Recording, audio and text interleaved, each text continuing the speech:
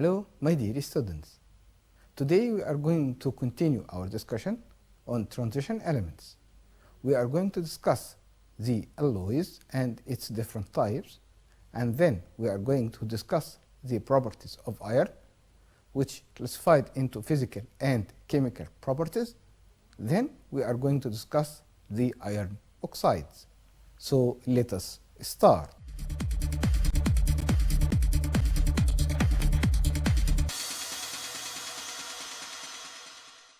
Alloys. My dear students, the alloy is formed when two or more metals are mixed together, as iron and chromium, or iron and manganese, or iron and nickel. Also, it may be formed when metal is mixed with other non-metal, such as carbon. My dear students, how can the alloy be formed? The preparation of alloys. The first way, by melting. Melting metals, then mixing them together with the desired ratio and leaving them to cool gradually. The second way, by electrode deposition. The electrode deposition of two metals or more at the same time using electrolytic cell with the object to be plated at the cathode, and the electrolyte is a salt solution of metals as in brass by placing zinc and copper salt solution together. For example, electroplating iron handles with brass, which is alloy made of copper and zinc. My dear students, we are going to discuss the types of alloys. The first type is called interstitial alloys, and second one is called substitutional alloys, and the last one is intermetallic alloys. We are going to discuss each one in details. First, we are going to discuss the interstitial alloys.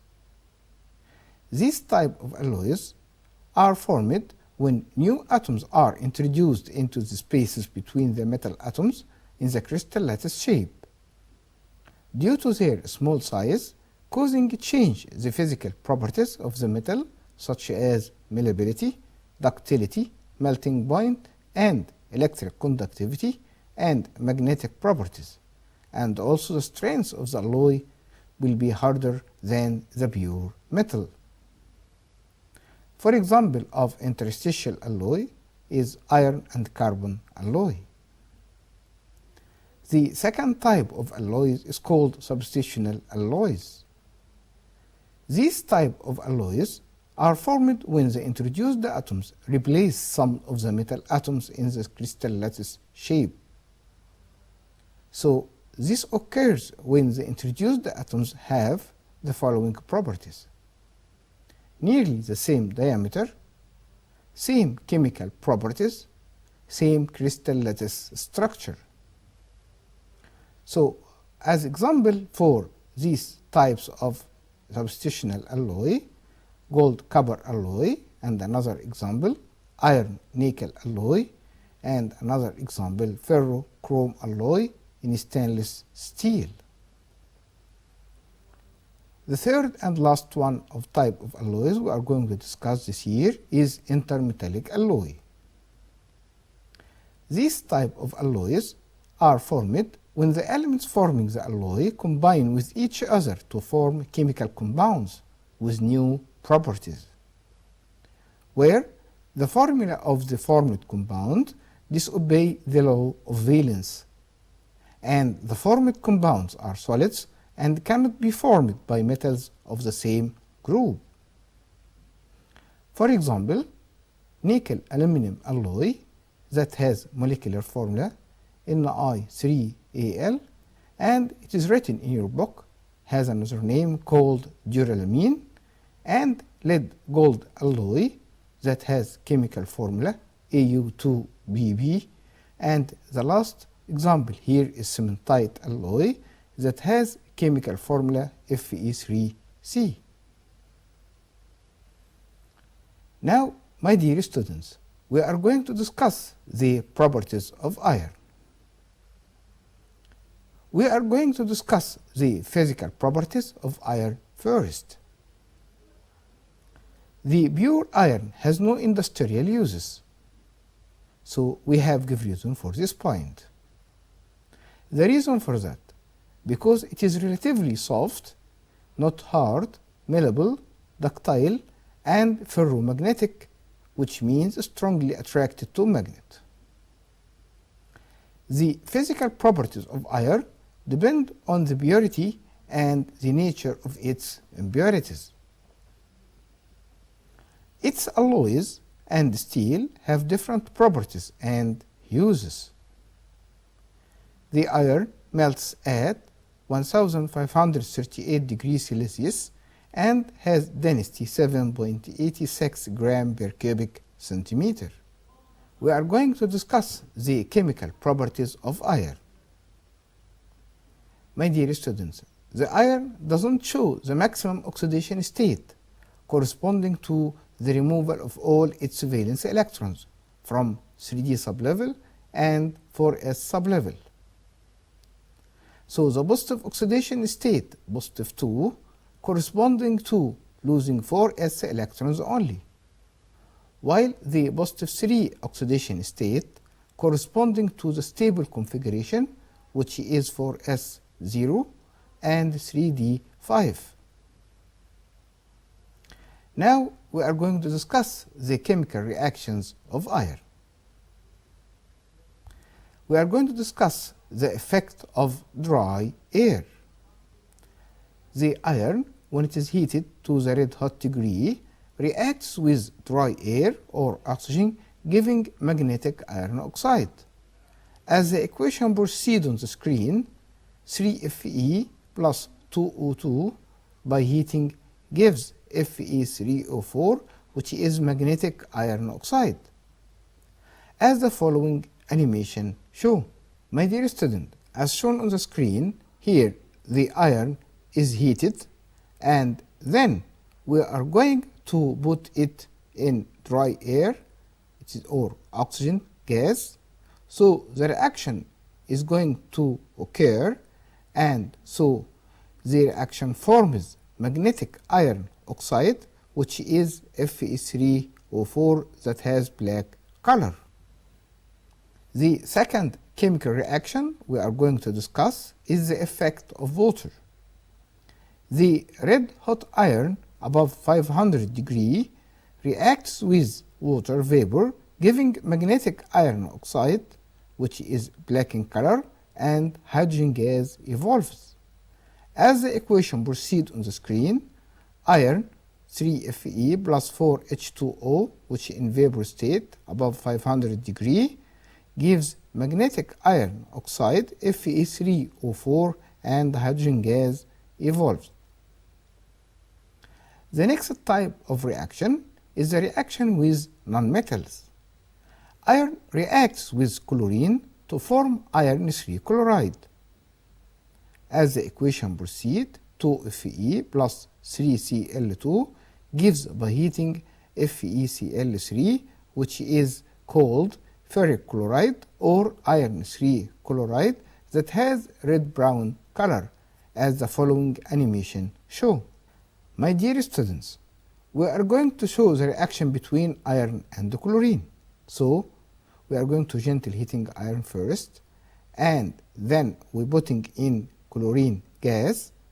We show the formation of iron 3 chloride that has red-brown color, as shown on the screen. This reaction means that the chlorine has oxidized the iron into iron 3 chloride. Another reaction with nonmetal is the reaction of iron with sulfur to form iron 2 sulfide. As the equation proceeds on the screen, iron reacts with sulfur by heating, gives iron 2 sulfide, which is Fes, that has gray color, as the following animation show. Here, my dear student, as shown on the screen, we are going to show the reaction between iron and sulfur to give iron 2 sulfide. the steps of the experiment, we bring some iron wool is placed in a test tube containing the powdered sulfur. Then we are going to gently heating this tube, and the reaction is going to be started with the sulfur. As the iron reacts with sulfur, here it will give iron 2 sulfide. Here it doesn't give iron 3 sulfide as a reaction with chlorine, because chlorine is oxidizing agent, and so iron reacts with chlorine giving iron 3 chloride, while sulfur can't form iron 3 salt, as the chlorine has higher electron affinity, so it is a strong oxidizing agent. As shown on the screen now, iron 2 sulfide is formed on the screen. So we have give reason in this point. Iron reacts with chlorine giving iron 3 chloride, not iron 2 chloride, while it reacts with sulfur forming iron 2 sulfide. The reason for that, because chlorine is a stronger oxidizing agent than sulfur, as it has higher electron affinity. The reaction of iron with acids. Iron reacts with dilute mineral acids to form iron 2 salts, and hydrogen gas is evolved. As the equation proceeds on the screen, the iron reacts with hydrochloric acid, which is dilute or concentrated, giving iron 2 chloride, and hydrogen gas evolves. Here the hydrogen gas evolves prevents the formation of iron 3 chloride, as it is reducing agent. Here we are going to show the animation of this reaction. As shown on the screen now, these are iron nails. We put on them dilute hydrochloric acid. As the reaction proceeds, the hydrogen gas is evolved as form of bubbles, and so iron 2 chloride is formed and doesn't form iron 3 chloride, as the produced hydrogen gas prevent the oxidation of iron 2 into iron 3. So it forms only iron 2 chloride, and hydrogen gas will be evolved. Here, my dear student, the reaction of iron with sulfuric acid. Also, if we use dilute sulfuric acid when it reacts with iron, it gives iron 2 sulfate, and hydrogen gas is also produced. And we are going to show the reaction in the following animation. Here, my dear students, we are going to put piece of iron in dilute sulfuric acid. As the reaction proceeds between them, we show that the hydrogen gas is produced, and the hydrogen gas is produced here also prevent the formation of iron 3 sulfate, as it is reducing agent.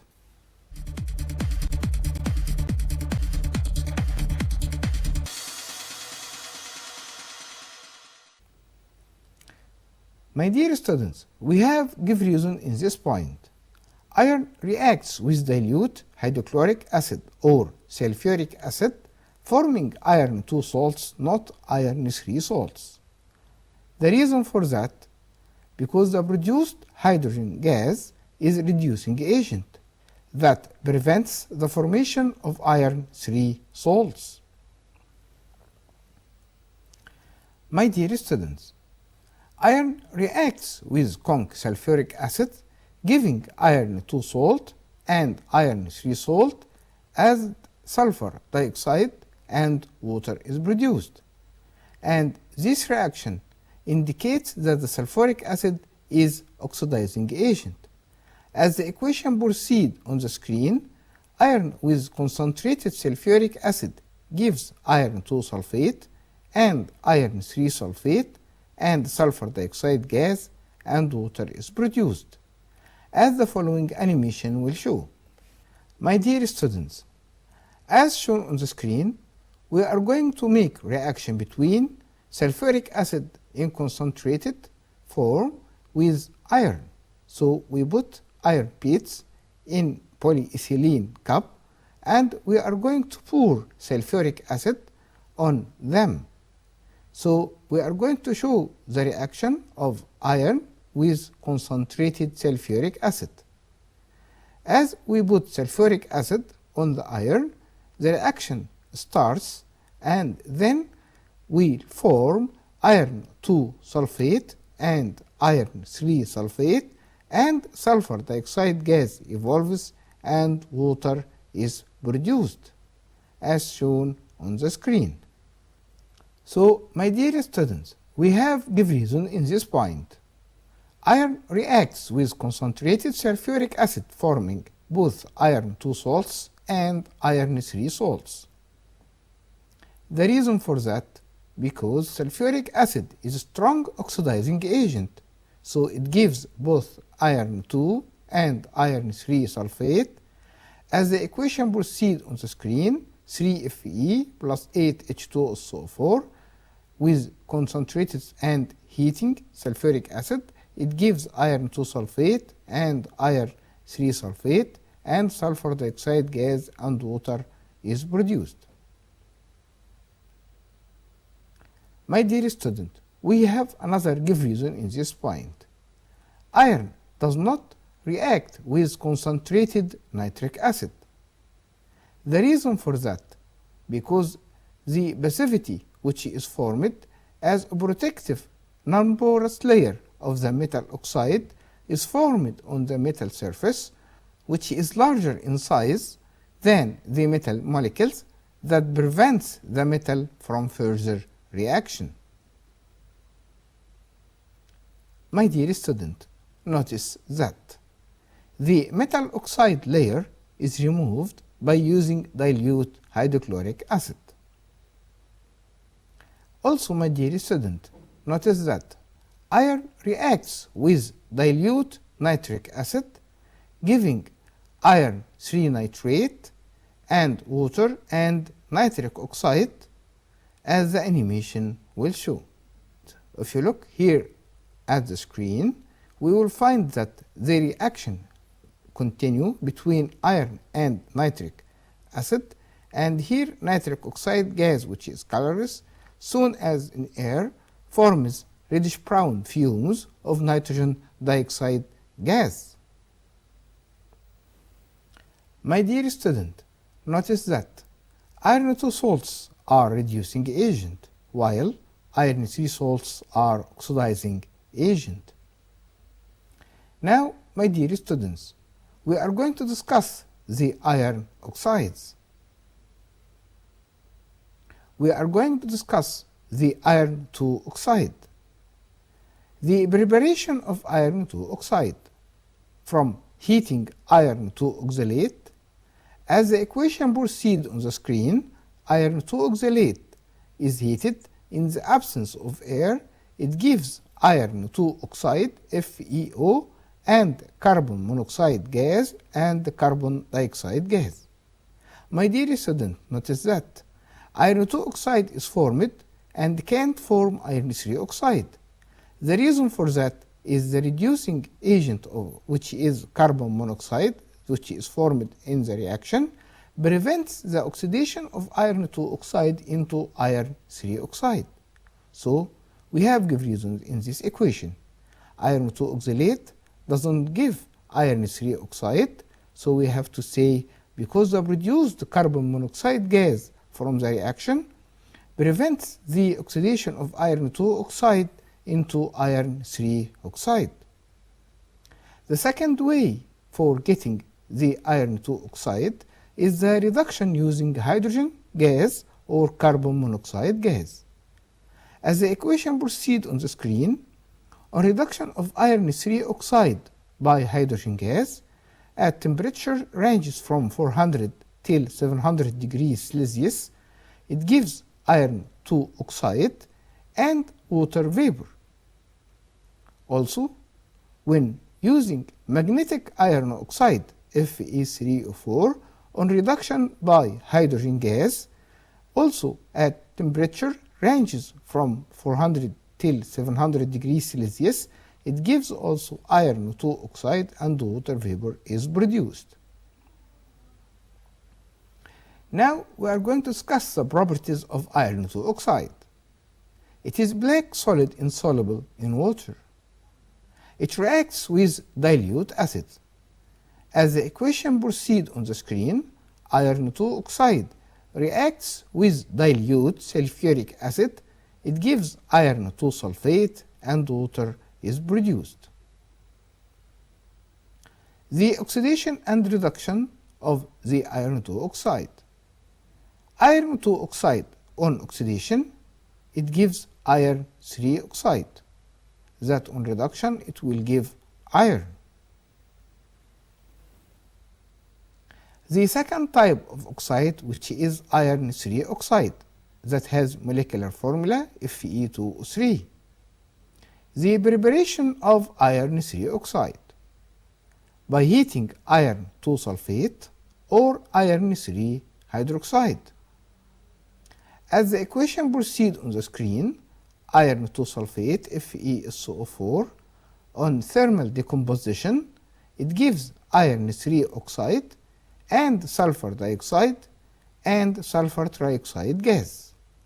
Here, my dear students, we have to notice that the iron 2 oxide is not formed. Why? Because the SO3 gas produced is oxidizing agent, so prevents the formation of iron 2 oxide. It forms iron 3 oxide. As the following animation, we will show the thermal decomposition of iron 2 sulfate. My dear students, as shown on the screen here, on heating iron 2 sulfate, the green color of iron 2 sulfate is going to be decreased until it forms iron 3 oxide that has red color, and the gases of sulfur dioxide and sulfur trioxide gases are produced from the thermal decomposition of iron 2 sulfate.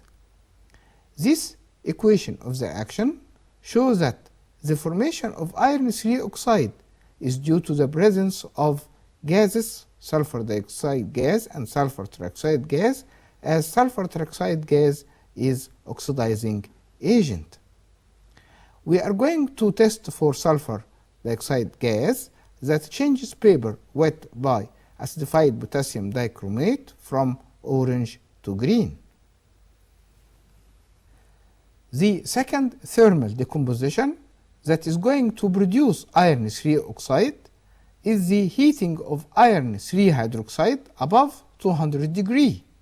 It gives also iron 3 oxide and water vapor is produced.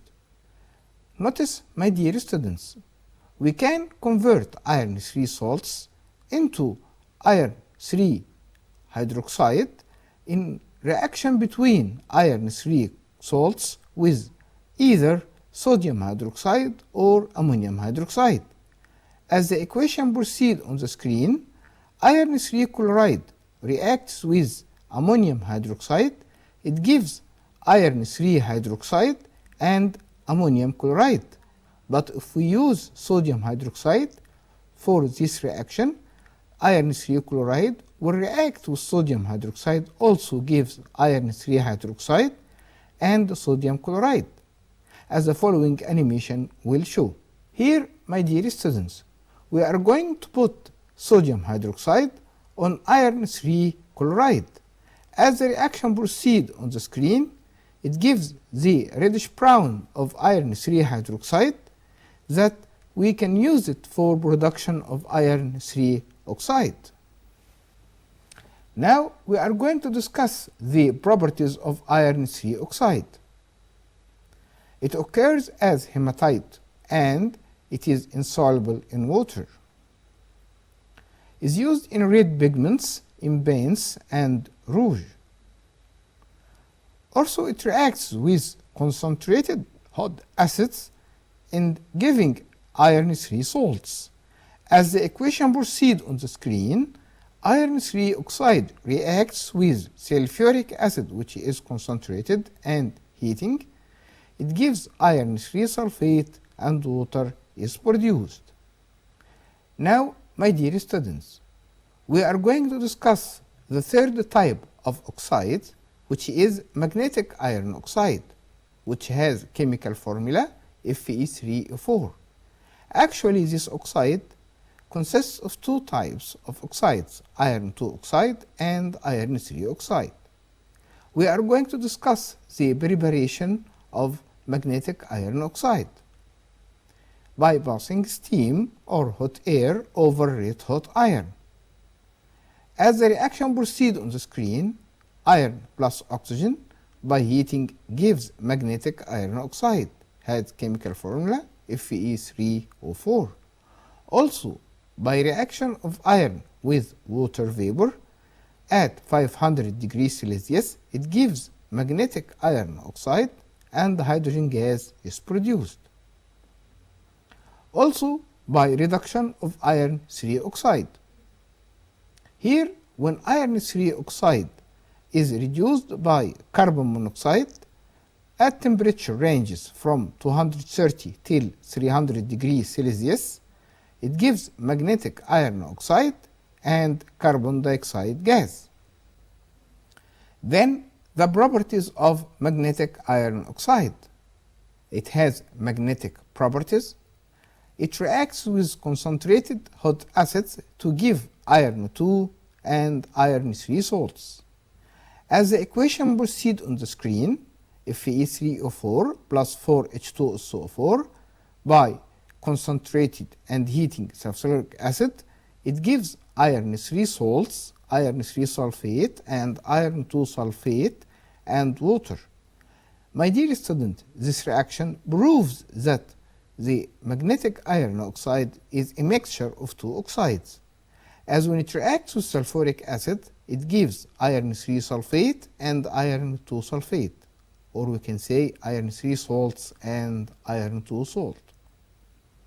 Here, the oxidation of magnetic iron oxide, as the equation proceeds on the screen, Fe3O4 plus oxygen, it gives iron 3 oxide as produced on the equation that shown on the screen.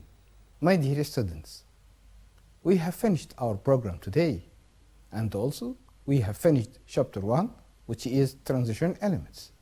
So I hope you understood all the points that we discussed through this chapter.